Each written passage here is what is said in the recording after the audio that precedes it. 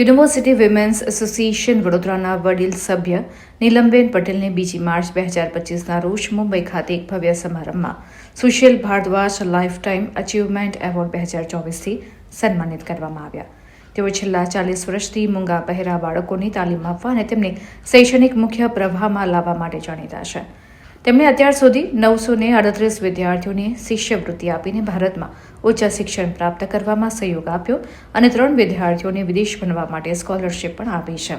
નીલમ પટેલને ભારતીય સમાજમાં તેમના ઉત્કૃષ્ટ યોગદાન બદલ વ્યવસાય સ્પેશિયલ એજ્યુકેટર અને સ્પીચ અને હિયરિંગ સ્પેશિયાલિસ્ટ તરીકે અને 941 મૂંગા બહેરા વિદ્યાર્થીઓને ઉચ્ચ શિક્ષણ માટે આર્થિક સહાય કરવા બદલ લાઇફ ટાઈમ અચીવમેન્ટ એવોર્ડ જેનું ગૌરવ લેતા સંસ્થાના પ્રમુખ ડોક્ટર આરતીબેન ભાટીએ જણાવ્યું કે નીલમબેન પટેલ આજે 82 વર્ષની ઉંમરે પણ સમાજમાં અવિરત સેવા આપે છે. નવી પેઢીઓ માટે એક ઉદાહરણ છે અને UWA વડોદરાની તેમના ઉપર ગર્વ છે. ડોક્ટર આરતીબેન ભાટી સહિત સંસ્થાના VP પ્રોફેસર મનીષાબેન શુક્લ, પ્રોફેસર મધુબેન શરણ અને શર્મિલા દિવતિયા મુંબઈ ખાતે CC મીટ અને ઇનામ વિતરણના ભવ્ય કાર્યક્રમમાં હાજર રહ્યા.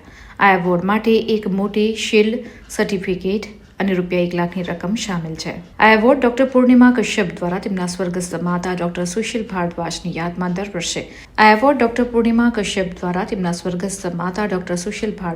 યાદમાં દર વર્ષે વિશિષ્ટ ઉપલબ્ધિ માટે આપવામાં આવી હતી.